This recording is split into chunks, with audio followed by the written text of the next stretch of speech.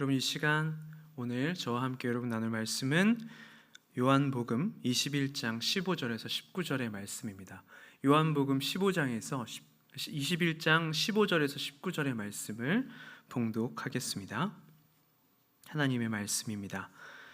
그들이 조반 먹은 후에 예수께서 시몬 베드로에게 이르시되 요한의 아들 시몬아, 내가 이 사람들보다 나를 더 사랑하느냐 하시니 이르되 주님, 그러하나이다. 내가 주님을 사랑하는 줄 주님께서 아시나이다. 이르시되 내 어린 양을 먹이라 하시고, 또 두 번째 이르시되 요한의 아들 시몬아, 내가 나를 사랑하느냐 하시니 이르되 주님, 그러하나이다. 내가 주님을 사랑하는 줄 주님께서 아시나이다. 이르시되 내 양을 치라 하시고, 세 번째 이르시되 요한의 아들 시몬아, 내가 나를 사랑하느냐 하시니 주께서 세 번째 내가 나를 사랑하느냐 하심으로 베드로가 근심하여 이르되 주님, 모든 것을 아시오매 내가 주님을 사랑하는 줄을 주님께서 아시나이다. 예수께서 이르시되 내 양을 먹이라. 내가 진실로 내게 이르노니 내가 젊어서는 스스로 띠띠고 원하는 곳으로 다녔거니와 늙어서는 내 팔을 벌리리니 남이 내게 띠띠우고 원하지 아니하는 곳으로 데려가리라. 이 말씀을 하심은 베드로가 어떠한 죽음으로 하나님께 영광을 돌릴 것을 가리키심이로라. 이 말씀을 하시고 베드로에게 이르시되 나를 따르라 하시니. 아멘. 하나님의 말씀입니다. 이 말씀을 통해 오늘 하나님께서 저와 여러분에게 은혜 베풀어 주시기를 소망합니다. 여러분, 그동안 잘 지내셨죠? 수요예배를 통해 참 오랜만에 여러분들에게 인사드리는 것 같습니다. 특별히 목사가 되고 나서는 처음으로 수요예배 때 만나게 되는 것 같은데요. 어린 전도사였던 제가 여러분들의 기도와 사랑으로 여기까지 성장하게 된 것 같습니다. 비단 이제 목사가 되는 것을 성장으로 얘기하는 것이 아닌 이곳에서 함께 여러분들과 울고 웃고 함께 기도하며 여러분들의 또 응원과 기도로 여기까지 성장하게 된 것 같아서 참 빚진 마음이고 또 감사한 마음입니다. 또 아직은 갈 길이 멀다 느껴지고 부족한 것이 많다 또 생각이 되지만 여러분들이 여전히 그 자리에서 기도해 주시기에 오늘도 연약한 몸과 마음을 이끌고 이 자리에 하나님의 이름으로 설 수 있게 되는 것 같습니다. 가끔 목회자가 된 일이 물론 많이 있기도 하지만 특별히 더 감사할 때가 있습니다. 그것은 바로 이 자리와 같이 설교할 때입니다. 부끄럽게도 설교를 준비하며 하나님의 말씀에 맞추어 살아가지 못하는 제 자신을 발견할 때가 참 많이 있는 것 같습니다. 때때로 제 자신에게, 제 가족에게도, 그리고 제 주변 사람들에게도 알려지고 싶지 않은 저의 부끄러운 현실을 말씀을 준비하며 마주하곤 하는 것 같습니다. 그리고 하지만 목회자가 되어서 감사한 이유는 무엇이냐면 저의 현실에 때로는 부끄럽고 때로는 미안하고 죄송한 마음마저 들기도 하지만 또 염치불구하고 하나님이 주신 마음을 전달할 수 있는 이 자리에 설 수 있다는 것입니다. 여전히 연약하지만 먼저 하나님의 말씀을 묵상하고 또 전하며 다시금 하나님이 주신 마음으로 살기를 보다 깊이 다짐할 수 있게 되기 때문입니다. 말씀을 전하면서 제가 진정 그렇게 살아가지 않고서는 제가 전하는 이 모든 말씀들이 아마 울리는 꽹과리와 같이 될 것입니다. 무의미할 것입니다. 오늘도 여전히 부족한 것이 많은 저이지만 이 말씀이 울리는 꽹과리가 되지 않기 위해 마음을 다해 전하고 또 이 말씀을 토대로 저도 살아보려고 합니다. 그래서 부디 오늘 전하는 이 말씀이 저와 여러분에게 은혜가 되기를 소망합니다. 제겐 오래도록 참 사랑했던, 그리고 여전히 사랑하는 마음을 품고 있는 그 마음을 간직하고 있는 모교회가 있습니다. 제가 3살 때부터 다녔던 교회이고 하나님과 많은 추억들이 담겨있는 참 소중한 곳입니다. 저는 30년 가까이 그 교회를 출석하며 그곳에서 하나님을 경험했고 하루하루 하나님을 만나며 살아가는 그 행복을 누릴 수 있었습니다. 그리고 감사하게 전도사로서 첫 사역도 바로 그곳에서 할 수 있었습니다. 그렇게 저의 인생이 담겨있다라고 이야기할 수 있는 그 교회, 그냥 그저 어디에 앉아있기만 해도 은혜가 되었던 바로 그 교회. 근데 그 교회가 어느 순간부터인가 잘못된 걸음을 가고 있다는 것을 보게 되었습니다. 여러분들도 아실 만한 사건으로 교계의 뉴스뿐만 아니라 사회의 뉴스까지도 오르내리는 것을 보았습니다. 그리고 저는 사역자로서 그 혼란의 한복판 가운데 있었습니다. 하루하루 괴롭고 힘든 나날들이었습니다. 제가 사랑하는 이 교회만큼은 잘못된 길로 가지 않을 거라 생각했는데 그 생각이 잘못된 거였습니다. 다른 사람들은 빨리 그곳을 나오라 하고 저에게 만나는 사람들마다 조언을 했습니다. 그런데 그게 쉽지만은 않았습니다. 제 눈에는 저와 같이 눈물을 흘리고 또 아파하고 있는 많은 사람들이 보였기 때문입니다. 처음에는 그들을 위해서 그곳에 남아있고 싶었고 그들 곁에서 위로가 되고 싶었습니다. 그들 곁에 남아있겠다 마음 먹었지만 사실 너무나 무겁고 아픈 마음에 매주 주일에 교회에 갈 때마다 눈물이 많이 났던 것 같습니다. 그래서 하루는 검은색과 회색 계열의 넥타이를 여러 개 구매했습니다. 교회에 하고 다니기 위해서였습니다. 여러분 조금 유치하다고 생각이 들 수도 있겠지만 저는 매주일 교회에 갈 때마다 내가 사랑하는 그 교회가 죽은 것 같다라는 마음이 들어서 장례식장에 가는 마음이었습니다. 그래서 어두운 넥타이들을 타게 되었고 출근할 때마다 눈물을 머금고 그 넥타이를 메고 단정하게 메고 교회에 갔습니다. 그렇게 하루하루 버티다 교회의 내부적인 사건들과 교계의 몇몇 사건들이 쌓이게 되면서 더 이상 이곳에서 내가 목회자로서 설교를 할 수 없겠구나라는 생각이 드는 시점이 있었습니다. 물론 누군가를 위로하기 위해 그곳에 있었지만 제가 전하는 학생들에게 결과보다 하나님과 함께하는 하루하루가 너무나 소중하고 중요한 것이다. 결과는 하나님께 맡기고 이 오늘 하루하루를 하나님 앞에 바르게 쌓아가 보라라고 이야기했는데 교회의 모습이 어떠한 결과를 얻기 위해 좋지 않은 과정들을 하는 것을 보게 된 것입니다. 그렇게 제가 한국교회와 제가 사랑했던 교회에 큰 실망을 감출 수 없었던 그때 저는 여전히 설교를 해야 하는 자리에 있는데 설교 준비가 되지 않았습니다. 그 어떤 설교도 의미가 되지 않을 것 같다라는 생각에 그저 설교를 준비하려고 앉아서 눈물만 나는 시간들을 갖게 되었습니다. 아무 준비도 못하다 그렇게 눈물을 흘리다 문득 윤동주 시인의 서시라고 하는 시가 눈에 들어왔습니다. 시를 한번 읽어드리겠습니다. 죽는 날까지 하늘을 우러러 한 점 부끄러움이 없기를 잎새에 있는 바람에도 나는 괴로워했다. 별을 노래하는 마음으로 모든 죽어가는 것을 사랑해야지. 그리고 나한테 주어진 길을 걸어가야겠다. 오늘 밤에도 별이 바람에 스치운다. 윤동주 시인의 이 시가 당시 저의 마음을 대변하고 있는 듯 했습니다. 시를 통해서 죽는 날까지 하늘을 우러러 부끄러움이 없이 살고 싶었지만 잎새에 이는 바람에도 괴로워할 수밖에 없을 정도로 부끄러움을 가득 안고 살아가는 시인 윤동주를 발견할 수 있었습니다. 그리고 그 시인을 통해서 저를 보았습니다. 부끄러움 없이 살고 싶었지만 제가 마주한 상황은 하나부터 10까지 부끄러웠습니다.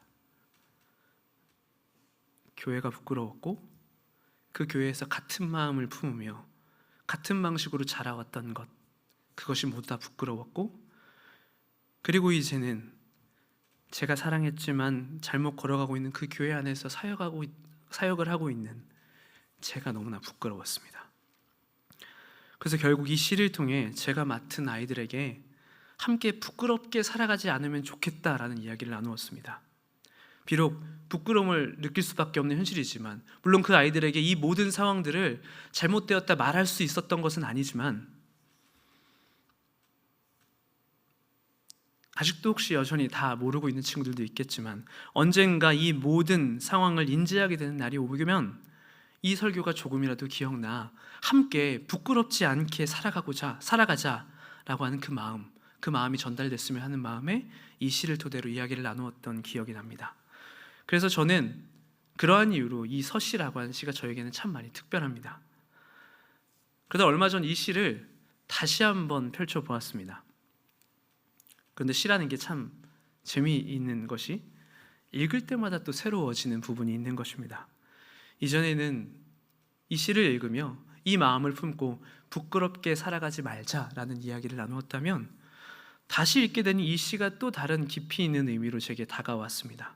그래서 오늘은 이 시를 가지고, 이 이야기들을 가지고 여러분들과 함께 또 말씀을 나눠보려고 하는데요.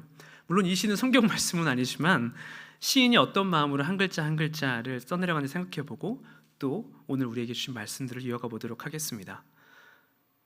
죽는 날까지 하늘을 우러러 한 점 부끄러움이 없기를.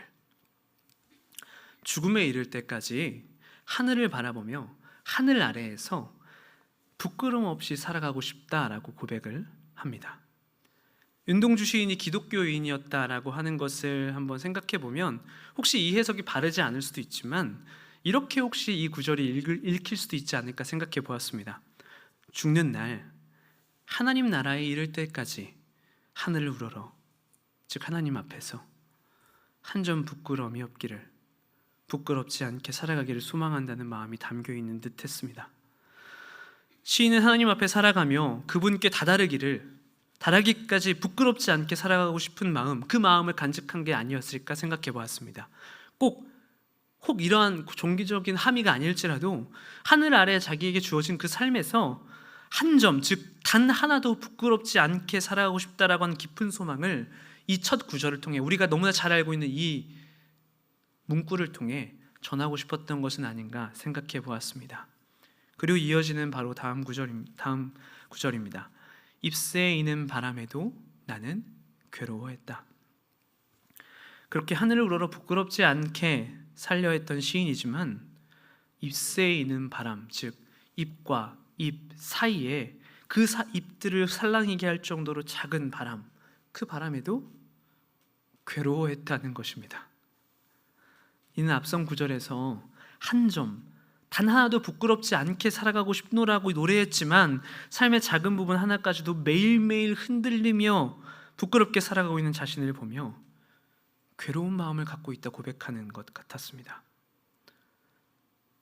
하늘을 우러러 한 점 부끄러움 없이 살고 싶지만 너무 부끄러운 게 많아, 부족한 게 많아, 죄가 많아 괴로워한 겁니다.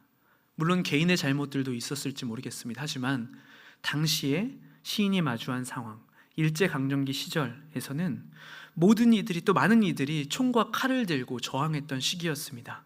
그리고 어떤 이들은 태극기를 들고 저항했던 시기였습니다. 근데 이 시인은 그 모든 것들을 들지 못하고 고작 펜을 들고 시를 쓰는 자신의 모습을 보며 부끄러웠던 것입니다. 고작 이 시 한 줄밖에 쓰지 못하는 마음에 괴로워했던 겁니다. 어떻게 사는 것이 자기의 생각에는 옳은 것인 줄 알면서도, 더 나은 길이 있다는 것을 알면서도 움직이지 못하는 자신을 보면서 괴로워한 것입니다. 그 다음입니다. 별을 노래하는 마음으로 모든 죽어가는 것을 사랑해야지. 별을 노래하는 마음이라고 하는 것을 여러 방면으로 생각해 볼 수 있겠지만 저는 이렇게 보았습니다. 죽는 날까지 하늘을 우러러 한 점 부끄러움이 없이 살아가기를 바란다고 했습니다. 그리고 별은 그 자신이 부끄러움 없이 살아가고자 하는 그 하늘 위에 떠 있는 빛을 이야기합니다. 즉 자신이 부끄러움을 넘어 진정으로 살고자 하는 모습, 그 지향점을 별이라고 이야기하면서 그 별을 노래하는 마음, 바라는 마음을 간직하고 모든 죽어가는 것들을 사랑하며 살아가겠다라고 이야기합니다. 그 죽어가는 것은 무엇입니까? 그 당면한 현실 속에서 부끄러움 가운데 메말라가는 자신의 영혼을 이야기하겠죠. 그리고 죽음에 내몰리고 있는 자신의 가족과 친척, 친구들, 그리고 모든 동포들을 이야기하는 거겠죠. 그리고 그 모든 죽어가는 것들을 보며 부끄럽지 않게 살겠노라고, 이러한 죽음의 현실을 끌어안고 사랑하며 살아가고 싶노라고 이야기하는 겁니다. 그리고 바로 연이어 다음 구절을 이야기하면서 자신의 의지와 다짐을 보여줍니다. 그리고 나한테 주어진 길을 걸어가야겠다. 자신에게 주어진 길, 하늘을 우러러 부끄럽지 않은 삶을 살아가겠노라고 말하는 시인의 마음을 다시 한번 엿볼 수 있는 구절입니다. 마지막입니다. 이 마지막 연은 좀 특별한 게 다 붙여져 있었는데 한 줄만 딱 띄어서 강조해주고 외로이 이 한 절이 따로 있는데요. 오늘 밤에도 별이 바람에 스치운다. 이러한 다짐을 했지만 현실이 밤인 겁니다. 부끄럽지 않게 살아가겠다 마음을 다잡았지만, 그렇게 별을 노래하며 살아가야지라고 이야기했지만, 현실을 바라보고 소망하는 그 빛, 별마저도 바람에 스치우는 상황이라고 하는 것을 이야기하는 겁니다. 별을 바라보며 하늘을 우러러 부끄럽지 않게 살아가고 싶다 마음을 먹었지만, 처한 현실이 너무 아파서 바람에 흔들릴 수밖에 없는, 부끄럽게 살아갈 수밖에 없는 현실을 이야기하면서 이 시는 마무리가 됩니다. 아마 이 시인 윤동주는 일제강점기라고 하는 역사 속에서, 역사적인 상황 속에서 민족이 수탈당하는 상황, 그것을 보면서 부끄럽게 살고 싶지 않았던 것 같습니다. 그런데 그 별을 노래하는 마음, 순수한 마음을 갖고 있지만은 정작 그 상황이 너무나 두렵고 용기가 나지 않아서 고작 펜을 들고 시를 쓸 수밖에 없는 자신을 돌아보며 부끄러운 마음을 가득히 품었던 것 같습니다. 여러분, 진정으로 부끄러운 것이라는 게 뭘까요? 부끄러움이라고 하는 게 뭘까요? 내가 아는 대로 살아가지 못하는 겁니다. 윤동주는 그것을 느꼈던 것 같습니다. 자신이 아는 바 정의를 행하고 싶은데 용기가 없어 차마 걸어가지 못한 것입니다. 자신이 아는 바 더욱 바른 길을 걸어가고 싶은데 두려운 마음에 주저하고 머뭇거리다 멈춰있는 자신을 바라보게 되는 겁니다. 그래서 부끄러운 것이었습니다. 자신이 아는 대로, 자신이 알고 있는 대로, 생각하는 대로, 말하는 대로 살지 못했기 때문에 이 시인은 시를 통해서 자신의 삶이 부끄러운 삶이구나라고 자전적인 고백들을 하고 있는 것 같습니다. 그래서 제가 처음 이 시를 제가 맡았던 아이들과 나누었을 때 그냥 이 마음을 가지고 부끄럽게 살지 말자라고 이야기를 나누었습니다. 그리고 저 또한 제가 마주했던 그런 경험들, 어려웠던 그 모든 경험들, 상처받았던 경험들을 비추어서 나도 부끄럽게 살아가지 말아야지라고 다짐했던 것 같습니다. 그래서 그 다짐 때문에 때때로는 모질게 스스로 채찍질하면서 제가 받았던 상처만큼 부끄럽지 않게 살고 싶노라 고백하며 살고는 했습니다. 그렇게 살면 좋았을 텐데 그렇게 하루하루를 살아가다 보니 부끄럽지 않게 살아가는 게 참 쉽지 않은 일이라고 하는 것을 알게 되었습니다. 삶의 보다 크고 명확한 영역에서 바른 길로 가는 것이 먼저 어려웠습니다. 무엇이 바른 길인지 명확하게 알 수 있는 길, 보이는 길이 있습니다. 무엇이 사랑이고 또 무엇이 사랑이고, 무엇이 정의이고 용서고 선행이고 자비인지 우리는 명확하게 정의하고 또 무엇을 선택하는 것이 옳은지 알 수 있는 길들이 보입니다. 그래서 명확하니까 쉽게 갈 수 있겠지라고 생각을 하게 되는데 그렇지 않았습니다. 보다 크고 명확한 걸음을 걸으며 옳은 길로 가야겠다고 선택하며 살아가는 것, 그것이 때로는 두렵고 무섭기까지만 한 길이었습니다. 다른 사람들이 걷지 않는 정의의 길, 다른 사람들이 외면하는 그 사랑의 길을 홀로 걷는다는 것이 때로는 외롭고 때로는 나의 삶 전체가 흔들리는 그런 일들이 많았기 때문입니다.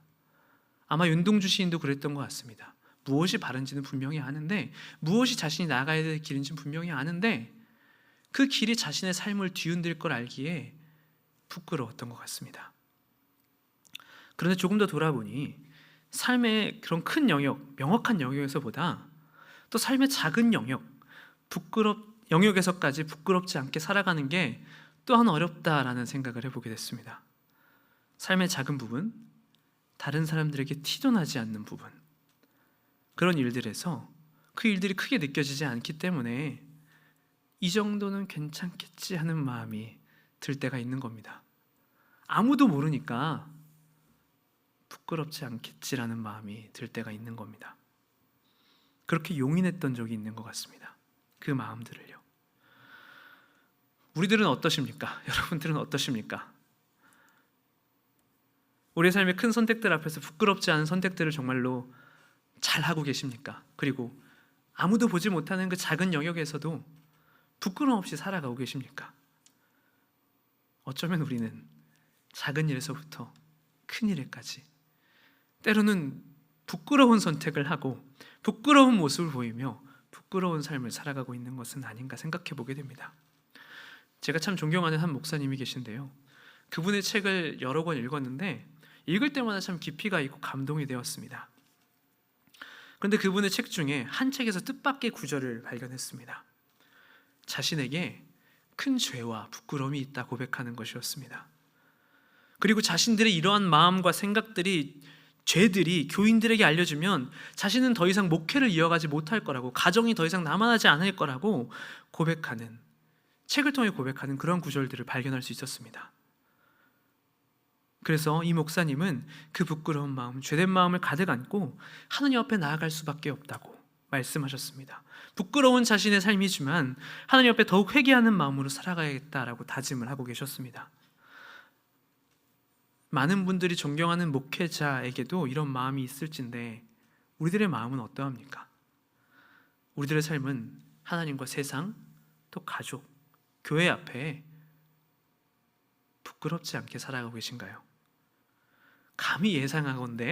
제가 감히 예상하건대 아마 그렇지 않으실 거라 생각됩니다. 여러분도, 우리도, 저도 윤동주 시인과 마찬가지로 별을 노래하는 마음으로 부끄럽지 않게 살아가고 싶을 텐데, 특별히 우리는 하나님을 믿는 성도로서 교회와 하나님 앞에 부끄럽지 않게 살아가고 싶은 마음이 가득할 텐데, 우리들의 현실은 그렇지 않을 때가 있는 겁니다. 하루하루 삶을 돌아보니 부끄럽지 않은 것보다 부끄러웠던 기억들이 가득한 하루가 왜 이리 많은지 모르겠습니다. 교회와 교우들 앞에, 친구들 앞에, 가족 앞에 때로는 스스로에게 부끄러운 기억들이 혹시 있지 않으십니까? 그렇다면 우리는 이 부끄러움들에 대해 어떻게 대처해야 할까요? 수없이 마주하는 부끄러움 속에 우리는 어떻게 신앙의 걸음들을 걸어야 할까요? 아마도 오늘 우리가 읽은 본문 베드로에게서 그 대답을 찾을 수 있을 것 같습니다. 이 본문은 여러분들 참 잘 알고 계시는 본문입니다. 예수님이 십자가에 달려 돌아가시고 사흘 만에 부활하시고 제자들 앞에 나타나셨습니다. 그리고 예수님께서 베드로에게 3번 똑같은 질문을 하십니다. 요한의 아들 시몬아, 내가 나를 사랑하느냐? 오늘 본문은 이 예수님의 질문 그리고 베드로의 대답을 담고 있습니다. 저는 또 이 이야기와 관련한 참 잊지 못하는 기억이 하나 있습니다. 2000년대 초반 더 프라미스라고 하는 뮤지컬 공연이 내한을 해서 관람을 했던 기억이 있습니다. 몇 번의 기회가 생겨서 관람을 몇 번 한 적이 있는데요, 그 몇 번을 봐도 잊혀지지 않는 장면이 단 하나 있었습니다. 이 뮤지컬은 예수님의 탄생에서부터 공생의 십자가의 부활에 이르는 예수님의 전생애를 담고 있는 공연이었습니다. 근데 그 뮤지컬의 마지막 부분, 그 마지막 장면에서 예수님은 사망 권세를 이기시고 부활하셔서 제자들 앞에 나타나십니다. 제자들은 그 예수님, 자신이 사랑했던 그 예수님이 다시 살아나셨다라고 하는 감격에 하나같이 뛰어가 안고 입을 맞추는 그런 장면이 있었습니다. 그런데 그렇게 한 명씩 한 명씩 예수님께 달려가 제자들이 뛰어가 안고 입을 맞추는데, 그 행렬의 맨 끝에 마지막에 있었던 제자는 조금 다른 모습을 보였습니다. 무대 한쪽 끝에서 기쁨을 가득 품고 전력으로 달려가는가 싶더니 이윽고 멈춰서서 예수님을 바라보지 못하고 고개를 돌렸습니다. 그 사람이 누구였을까요? 베드로였습니다. 그러자 예수님이 그 베드로에게 손짓하면서 이리 오라 말씀하십니다. 그제서야 베드로는 머뭇거리며 다시 예수님을 향해 달려가 울며 예수님을 껴안습니다. 저는 이 장면에서 베드로가 멈칫했던 그 걸음, 그리고 그 걸음을 아시고 다시 오라고 하는 그 예수님의 손짓, 그것을 잊을 수가 없습니다. 베드로가 누굽니까? 예수님을 그 누구보다도 열심히 따랐던 예수님의 수제자였습니다. 예수님과 함께 죽을 수도 있다 고백했던 제자이지만, 예수님과 함께 어디든 따라가겠다 말하며 앞장섰던 사람이었지만, 예수님이 말씀하신 대로 예수님이 잡혀가시자 닭이 울기 전에 3번이나 예수님을 부인했습니다. 두려움에 사로잡혔을 것입니다. 자신도 잡혀갈 수 있다는, 자신도 죽을 수 있다고 하는 그 두려움이 베드로에게 찾아왔을 겁니다. 하지만 그와 동시에 부끄러운 마음도 가득 찼을 겁니다. 예수님이 어디 가시든 따르겠다, 죽기까지 따르겠다라고 이야기했던 베드로인데, 말뿐이었을 뿐 생명의 위협이 찾아오자 예수님을 부인한 것이었습니다. 자신이 말하는 대로 살아가지 못하는 모습을 보인 겁니다. 심지어 사람들이 예수님을 따랐던 자신을 알아보고 자신을 예수님을 따랐던 사람이 아니냐고 물어봤더니 자기는 그 사람이 아니라고 부인하며 심지어 저주하기까지 했습니다. 죽음의 위협이 찾아오자 그 상황을 모면하기 위해 예수님을 부인했지만 그 자리를 피하자마자 부끄러움과 죄송함과 같은 감정이 복잡하고 아픈 마음이 그를 사로잡았을 것입니다. 정말 어떤 사람들은 이런 상황들에서도 뻔뻔하게 살 수 있었겠죠. 그런데 베드로는 그렇지 않았던 것 같습니다. 닭이 울기 시작했을 때 제가 생각컨대 베드로는 닭이 울기 전에 3번 나를 부인하리라고 하는 그 예수님의 말씀이 기억나 부끄러움과 죄스러움에 사로잡혀 모든 사람들의 눈을 피해 어딘가에서 한없이 통곡하고 있지 않았을까 생각이 됩니다. 그래서 저는 앞서 언급했던 뮤지컬 마지막 장면에 베드로가 멈칫했던 그 장면이 더 가슴에 남았습니다. 아마도 뛰어가다가 멈칫했던 그 찰나에 베드로는 이러한 생각을 하지 않았을까요? 내가 예수님께 돌아가도 될까? 예수님을 따른다 말했지만 예수님 무려 3번이나 부인했던 이런 내가 어찌 감히 예수님의 얼굴을 뵐 낯짝이라도 있는가? 라는 마음이 들었을 겁니다. 그래서 멈칫했었을 겁니다. 그런데 그렇게 예수님을 외면하고 고개를 돌렸는데 다시 예수님을 살짝 바라보니 예수님이 이리 오라고 손짓하는 것이었습니다. 아마도 그 손짓에는 이런 마음이 담겨 있었겠죠. 그래, 다 알고 있다. 네가 나를 부인했던 것 다 알고 있다. 하지만 그럼에도 나는 너를 사랑한다. 나는 너를 너무나 보고 싶었단다. 다시 이리로 돌아오거라. 나에게 안기거라. 그런 음성이 이리 오라고 하는 그 손짓 안에 담겨 있는 것 같았습니다. 그래서 저는 그 모습이 너무나 은혜가 되었습니다. 오늘 우리가 읽은 말씀, 이 말씀은 방금 들었던 뮤지컬의 장면을 자세하게 펼쳐놓은 것만 같습니다. 하나같이 예수님을 떠났던 제자들에게 예수님이 나타나셨습니다. 그리고 오늘 우리가 읽은 장면 앞부분을 잠시 한번 읽어보면 이렇습니다. 요한복음 21장 5절에서 7절, 11절에서 12절의 말씀입니다. 예수께서 이르시되 얘들아 너희에게 고기가 있느냐 대답하되 없나이다. 예수께서 이르시되 그물을 배 오른편에 던지라 그리하면 잡으리라 하시니 이에 던졌더니 물고기가 많아 그물을 들 수 없더라. 예수께서 사랑하시는 그 제자가 베드로에게 이르되 주님이시라 하니 시몬 베드로가 벗고 있다가 주님이라 하는 말을 듣고 겉옷을 두른 후에 바다로 뛰어내리더라. 11절입니다. 시몬 베드로가 올라가서 그물을 육지에 끌어올리니 가득히 찬 물고기가 153마리라 이같이 많으나 그물이 찢어지지 아니하였더라.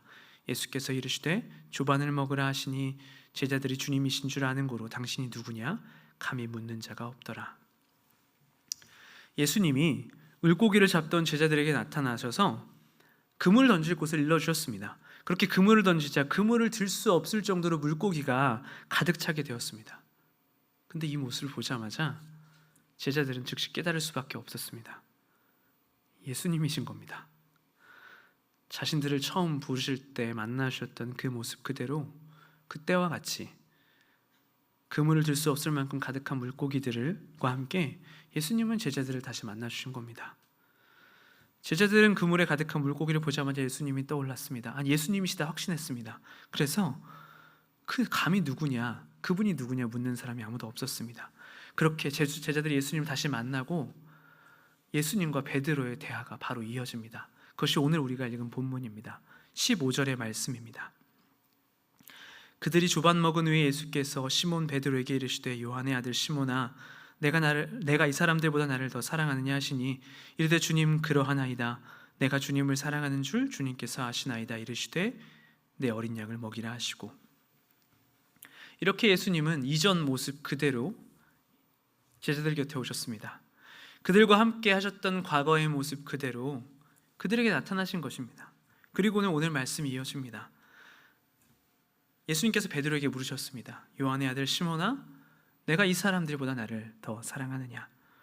베드로는 망설일 필요가 전혀 없었습니다.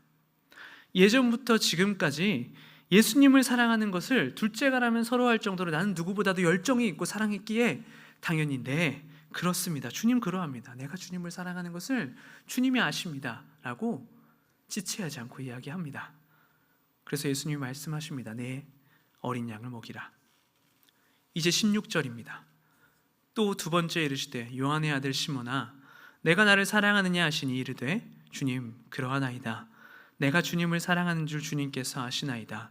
이르시되 내 양을 치라 하시고, 대화가 마친 줄로만 알았는데 예수님께서 다시 한번 물으셨습니다.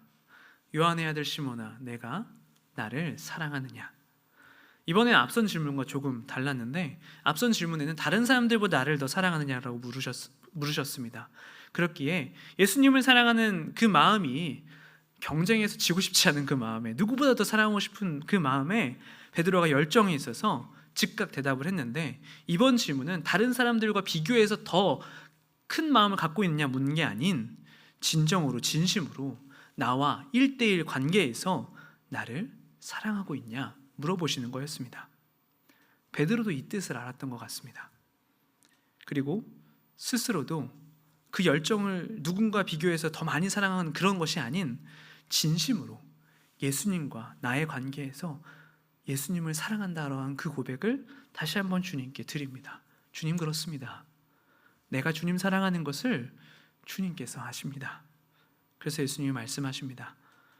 내 양을 치라. 이제 이어서 17절이 이어집니다. 세 번째 이르시되 요한의 아들 시몬아 내가 나를 사랑하느냐 하시니 주께서 세 번째 내가 나를 사랑하느냐 하심으로 베드로가 근심하여 이르되 주님 모든 것을 아시오매 내가 주님을 사랑하는 줄을 주님께서 아시나이다. 예수께서 이르시되 내 양을 먹이라. 두 번씩이나 같은 질문을 하시니 조금 의아하기는 했지만 그래도 예수님께 사랑 고백할 수 있어서 참 감사했던 베드로였습니다. 이렇게 예수님께 자신의 마음을 드러낼 수 있어서 참 좋았습니다. 그런데 예수님이 앞선 두 번의 질문 때와 마찬가지로 똑같은 표정으로 자신을 바라보셨습니다. 베드로는 생각했습니다. 설마 한 번 더 물어보시려나? 그럼 세 번째인데 설마. 생각이 미처 다 끝나지도 못할 때쯤 아니나 다를까 예수님께서 입을 떼셨습니다. 요한의 아들 시몬아. 베드로의 심장이 요동치기 시작했습니다. 설마 이 질문을 한 번 더 하시는 건가? 세 번을 물어보시는 건가? 아니나 다를까 예수님이 물어보셨습니다. 요한의 아들 시몬아, 내가 나를 사랑하느냐? 이 질문을 듣는데 베드로는 시간이 멈춘 것만 같았습니다. 예수님이 세 번이나 자신에게 질문을 하셨기 때문입니다. 여러분 잘 아시듯이 3이라고 하는 숫자는 베드로에게 아픔의 수입니다. 예수님을 사랑한다 고백했지만 따랐지만 무려 3번이나 예수님을 부인했던 것이 베드로였기 때문입니다. 그 기억이 있었기 때문입니다. 그런데 그 아픈 숫자 3으로 예수님이 자신에게 질문을 하고 계신 겁니다. 3번 부인하고 배신한 베드로에게 예수님은 3번 네가 나를 사랑하느냐 묻고 사랑 고백을 듣고자 하시는 겁니다. 베드로는 어떤 마음이었을까요? 부끄러웠을 것입니다. 아니 얼마나 부끄러웠을까요? 예수님을 결코 떠나지 않겠다고 부인하지 않겠다고 말했던 베드로인데 저 멀리 예수님이 고난당하시는 것을 보면서 그 현장에서 예수님을 모른다 3번이나 부인했던 자신의 모습이 떠올랐습니다. 그리고 3번의 질문을 듣는 순간 이 부끄럽고 아픈 기억이 떠오른 겁니다. 그리고 생각해보면 이 기억은 사실 베드로만 갖고 있는 기억입니다. 그 누구에게도 이 부끄러운 일을 이야기할 수 없었을 겁니다. 예수님을 부인하지 않겠다 하며 그 누구보다 예수님을 사랑하며 따르겠다라고 했던 그 베드로인데 자신이 예수님을 3번이나 부인했다는 얘기를 그 누구에게 이야기할 수 있었겠습니까? 그리고 또한 누가 자신이 3번이나 부인했던 이 사실을 정확하게 알고 있겠습니까? 한 번 부인했으니까 그 자리를 피했을 거 아니에요. 그 장소도 떠났고 그 사람들도 만나지 않았을 텐데 내가 3번이나 부인했다는 것은 이 세상 그 누구도 모를 겁니다. 아무에게도 알리고 싶지 않은, 아니 아무도 몰랐으면 하는 감추고 싶은 아프고 부끄러운 기억, 그 부끄러운 기억 그 기억이 있는데, 근데 아니나 다를까 예수님은 역시나 그 사실을 알고 계셨습니다. 아무도 몰랐으면 했는데, 아니 사실 정말 예수님만큼은 몰랐으면 했는데, 예수님에게 이 사실을 들키지 않았으면 했는데, 역시나 예수님은 이미 아시고 내 부끄러운 기억을 들추어내셨습니다. 그리고 그 부끄러운 기억을 부끄럽게 두지 않으시고 예수님을 3번 부인한 베드로를 용서하시고 3번 다시 사랑할 기회를 주고 계신 것입니다. 그래서 베드로는 근심한 겁니다. 차마 예수님을 사랑한다고 다시 고백할 수가 없었습니다. 내 부끄러운 모든 모습을 아시는데 무슨 염치로 예수님께 다시 사랑한다 고백할 수 있을까요? 그렇게 근심하며 말을 이어가지 못했습니다. 아마도 제가 생각하는데 이 3번째 대답은 큰 소리로 하지 못했을 겁니다. 작은 목소리로, 주님 모든 것을 아십니다. 더 작은 목소리로, 제가 주님을 사랑하는 걸 주님이 아십니다. 이 주님을 아십니다, 주님 모든 것을 아십니다라고 하는 이 고백에는 주님을 사랑하는 내 마음을 아신다 하는 이 고백만이 담겨 있는 게 아닙니다. 예수님, 제 부끄러운 모든 마음도 아시지요. 저의 모든 잘못도 아시지요. 저의 부끄럽고 죄송한 모든 마음 가득 안고 지금 다시 사랑을 고백하는 거 주님 아시죠? 이 마음이 담겨 있는 겁니다. 그래서 베드로는 이렇게 자신의 모든 부끄러움을 덮어주시는, 수치를 덮어주시는 예수님의 은혜를 경험하게 된 겁니다. 저는 이 장면을 보며 장윤영이라고 하는 CCM 가수의 하나님의 빛이라고 하는 찬양의 후렴 가사가 떠올랐습니다. 여러분에게 생소한 찬양이실 수도 있지만 이 찬양의 가사가 참 좋아서 여러분들에게 함께 나누고자 합니다. 기회가 되신다면 집에 가서 꼭 한번 들어보시면 좋겠습니다. 드러내어 징계함 아닌 드러내어 고치시는 하나님의 은혜와 사랑, 하나님의 빛, 드러내어 부끄럽게 하지 않고 더욱 단단히 만들 은혜와 사랑 전하게 할 하나님 그 빛. 베드로는 드러내어 징계하지 않으시고 드러내어 고치시는 하나님의 은혜를 경험한 겁니다. 드러내어 부끄럽게 하지 않으시고 더욱 단단하게 만들어주시는 하나님의 사랑을 경험한 겁니다. 하나님의 은혜가 어찌 이렇게 크고 놀라운지 모르겠습니다. 베드로는 그 놀라운 은혜와 사랑을 경험한 겁니다. 그리고 이는 베드로의 삶의 중요한 전환점이 되었습니다. 오늘 우리에게 주신 마지막 말씀 2절을 읽겠습니다. 내가 진실로 진실로 내게 이르노니 내가 젊어서는 스스로 띠띠고 원하는 곳으로 다녔거니와 늙어서는 내 팔을 벌리리니 남이 내게 띠띠우고 원하지 아니하는 곳으로 데려가리라. 이 말씀을 하심은 베드로가 어떠한 죽음으로 하나님께 영광을 돌릴 것을 가리키심이로라. 이 말씀을 하시고 베드로에게 이르시되 나를 따르라 하시니. 이제 베드로의 고백에 무게가 달라지게 되었습니다. 예수님을 향한 사랑의 온도가 달라지게 된 겁니다. 내 모든 부끄러움을 끌어안으시고 나를 용서해 주시고 사랑해 주시는 예수님의 은혜를 경험하게 되니 이전에는 아까워했던 자신의 목숨이 이제는 예수님 앞에 하나도 아깝지 않게 된 겁니다. 이제는 예수님을 위해 모든 것을 바치며 나아가는 사람이 되게 된 겁니다. 그 이유는 바로 그에게 부끄러움이 있었기 때문입니다. 누구에게도 알려주고 싶지 않은 그 부끄러움을 덮어주신 주님을 만났기에 이제는 그 은혜를 간직하며 살아가게 된 겁니다. 아마 베드로는 자신의 과거가 생각날 때마다 자기에게 부어주신 하나님의 놀라운 은혜를 기억할 수 있었을 겁니다. 그리고 그 부끄러움이 베드로에게 이제는 동력이 되었을 겁니다. 부끄러움지 않은 삶을 살아갈 수 있는 동력이요. 그리고 베드로는 예수님이 말씀하신 대로 예수님을 따르며 열정을 다하는 삶을 살다 오늘의 말씀과 같이 예수님을 위하여 고난을 당하고 죽음에 이르는 복음을 위하여 살아가는 위대하고 거룩한 삶으로 변하게 됩니다. 이제 우리의 삶을 한번 비춰봅시다. 우리 안에 있는 부끄러움들을 한번 기억해 봅시다. 얼마나 많은 부끄러움을 갖고 계십니까? 가족과 또 친구들, 교회들에 드러나고 싶지 않은 부끄러움뿐만 아니라 하나님마저도 몰랐으면 하는 부끄러움이 혹시 있지는 않으십니까? 하지만 안타깝게도, 정말 안타깝게도 하나님은 그 부끄러움을 이미 알고 계십니다. 하지만 하나님은 드러내어 징계하지 않으십니다. 드러내어 고치시는 분입니다. 드러내어 우리를 부끄럽게 하지 않고 부끄러움을 통해 우리를 오히려 단단하게 해주시는 분이십니다. 부끄러움을 갖고 계십니까? 부끄러움을 통해 베드로와 같이 오히려 놀라운 하나님의 용서와 은혜를 경험하는 우리가 되면 좋겠습니다. 그저 용서해 주시고 한없는 사랑으로 품어주시는 은혜의 하나님이 바로 나의 하나님이라고 하는 사실을 기억하는 우리가 되면 좋겠습니다. 부끄러운 모습을 갖고 있을지라도 여전히 하나님은 우리를 사랑하시고, 그러한 모습이 있을지라도 여전히 나와 같은 죄인을 위해 십자가의 다리를 돌아가실 만큼 나를 사랑하고 계시다는 그 사실을 품고 살아가는 우리가 되면 좋겠습니다.